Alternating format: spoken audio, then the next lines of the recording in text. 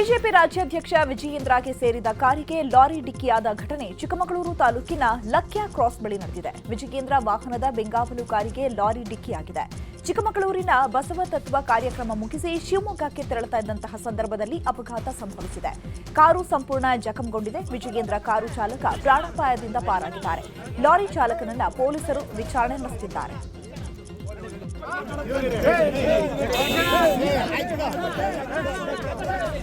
Vijayendra gunman ಜೊತೆಗೆ BJP ಕಾರ್ಯಕರ್ತರು ಕಿರಿಕ್ ನಡೆಸಿದರು. ಬಿಜೆಪಿ ರಾಜ್ಯಾಧ್ಯಕ್ಷ ಬಿವೈ ವಿಜಯೇಂದ್ರ ಚಿಕ್ಕಮಗಳೂರು ನಗರಕ್ಕೆ ಆಗಮಿಸಿದ್ದ ವೇಳೆ ಗಲಾಟೆಯಾಗಿದೆ. ದೀಪಕ್ ದೊಡ್ಡಯ್ಯ ಮನೆಗೆ ವಿಜಯೇಂದ್ರ ಭೇಟಿ ವೇಳೆ ಕಿರಿಕ್ ನಡೆದಿದ್ದು, ವಿಜಯೇಂದ್ರ ಪಕ್ಕ ಕುರ್ಚಿ ಹಾಕಲು ಬಿಜೆಪಿ ಕಾರ್ಯಕರ್ತರು ಹೋಗಿದ್ದಾಗ ವಿಜಯೇಂದ್ರ ಗನ್ಮ್ಯಾನ್ ಗಲಾಟೆ ನಡೆಸಿದರು. ಈ ವೇಳೆ ಕಾರ್ಯಕರ್ತರೊಂದಿಗೆ ಗನ್ಮ್ಯಾನ್ ವಾಗ್ವಾದ ಮಾಡಿದರು. ಕೈ ಮಿಲಾಯಿಸುವ ಹಂತಕ್ಕೂ ಗಲಾಟೆ ನಡೆಯಿತು. ಬಳಿಕ ಕಾರ್ಯಕರ್ತರು ಹಾಗೂ ಗನ್ಮ್ಯಾನ್ ಸಮಾಧಾನ ಪಡಿಸಲಾಯಿತು.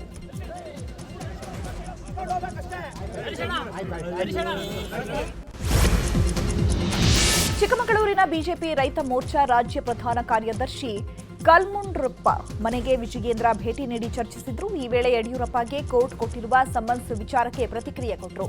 ಕಾನೂನಾತ್ಮಕವಾಗಿ ಯಡಿಯೂರಪ್ಪನವರು ಇದನ್ನ ಎದುರಿಸುತ್ತಾರೆ, ಅದೊಂದು ಕಾನೂನು ಪ್ರೋಸೆಸ್ ಅಷ್ಟೇ ಅಂತ ಹೇಳಿದರು.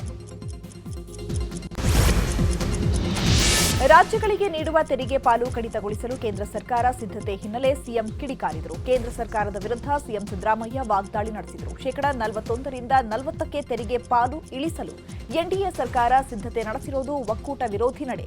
ಕೇಂದ್ರ ಸರ್ಕಾರ ರಾಜ್ಯಗಳನ್ನು ತಮ್ಮ ಅಧೀನ ಮಾಡಿಕೊಳ್ಳೋಕೆ ಈ ರೀತಿ ನಡೆದುಕೊಳ್ತಾ ಇದೆ. ಗ್ಯಾರಂಟಿ ಯೋಜನೆಗಳಿಂದ ಜನ ಮನಗೆದ್ದಿರೋ ಕಾಂಗ್ರೆಸ್ ಸರ್ಕಾರದ ಹೆಸರು ಕೆಡಿಸುವ ಪ್ರಯತ್ನ. 15ನೇ ಹಣಕಾಸಿನ ತೆರಿಗೆ ಹಂಚಿಕೆಯ ಪ್ರಮಾಣವನ್ನು ಶೇಕಡಾ 4ರಿಂದ ಶೇಕಡಾ 3.64ಕ್ಕೆ ಇಳಿಸಲಾಗಿದೆ.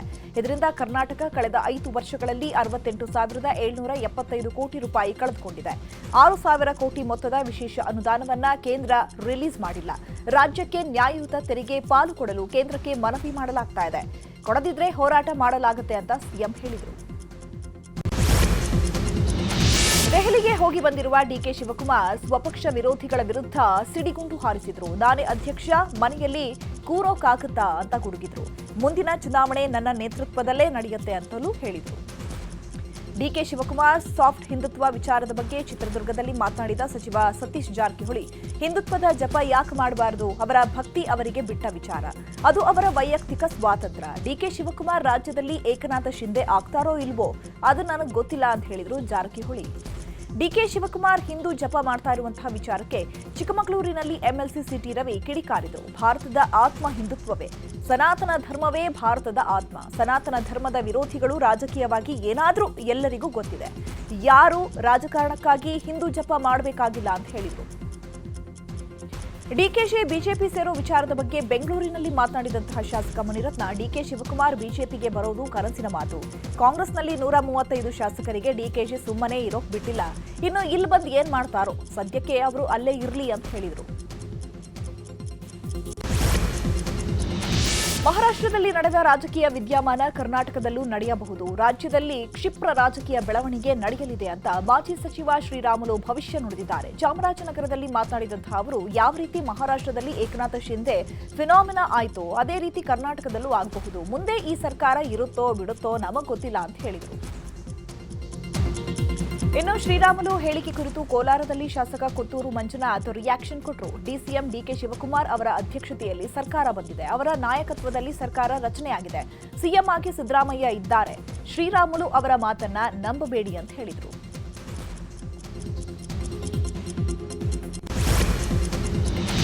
ಕಾವೇರಿ ನಿವಾಸಕ್ಕೆ ಸಿಎಂ ಸಿದ್ದರಾಮಯ್ಯ ಅವರನ್ನ ಭೇಟಿಗೆ ಬಿಜೆಪಿ ಶಾಸಕರು, ಸಂಸದರ ನಿಯೋಗ ಭೇಟಿ ಕೊಟ್ಟಿತ್ತು. ಬಿಜೆಪಿ ನಿಯೋಗದ ಸಭೆಗೆ ಆಗಮಿಸಿದ ಸಿಎಂಗೆ ಬಿವೈ ವಿಜಯೇಂದ್ರ ಶಾಲು ಹೊದಿಸಿ ಹೂಗುಚ್ಛ ನೀಡಿ ಸನ್ಮಾನಿಸಿದ್ದಾರೆ.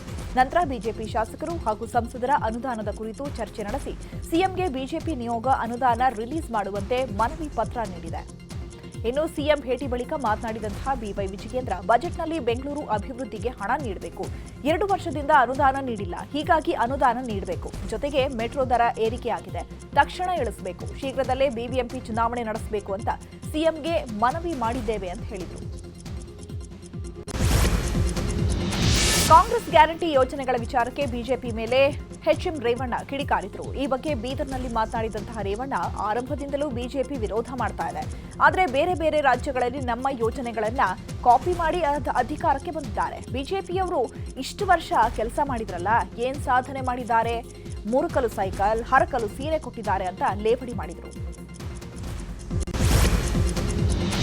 ಗಂಡಸರಿಗೂ ಸರ್ಕಾರ ಗುಡ್ ನ್ಯೂಸ್ ಕೊಡಲು ಸಜ್ಜಾಗಿದೆ. ಡಯಾಲಿಸಿಸ್ಗೆ ಒಳಗಾದ ಗಂಡಸರಿಗೆ ಶಕ್ತಿ ಯೋಜನೆ ವಿಸ್ತರಿಸಲು ಚಿಂತನೆ ನಡೆಸಲಾಗ್ತಾ ಇದೆ. ಈ ಬಗ್ಗೆ ಸಿಎಂಗೆ ಸ್ಪೀಕರ್ ಯುಟಿ ಖಾದರ್ ಪತ್ರ ಬರೆದು ಸಾಧ್ಯತೆ ಇದೆ, ಅದನ್ನ ಪರಿಶೀಲನೆ ಮಾಡೋದಕ್ಕೆ ಮನವಿಯನ್ನ ಮಾಡಿಕೊಳ್ತೀವಿ ಅಂತ ಸಹ ಹೇಳಿದ್ದಾರೆ.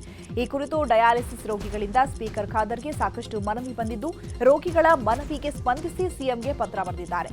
ಆಸ್ಪತ್ರೆಗೆ ಹೋಗಲು ಡಯಾಲಿಸಿಸ್ ರೋಗಿಗಳು ಬಸ್ನಲ್ಲಿ ಹೆಚ್ಚಾಗಿ ಪ್ರಯಾಣ ಮಾಡ್ತಿದ್ದಾರೆ. ಹೀಗಾಗಿ ಬಸ್ನಲ್ಲಿ ಪ್ರಯಾಣಿಸುವ ಡಯಾಲಿಸಿಸ್ ರೋಗಿಗಳಿಗೆ ಉಚಿತ ಬಸ್ ಸಾರಿಗೆಗೆ ಅವಕಾಶ ಕೊಡಬೇಕು ಅಂತ ಮನವಿಯನ್ನ ಮಾಡಿಕೊಂಡಿದ್ದಾರೆ.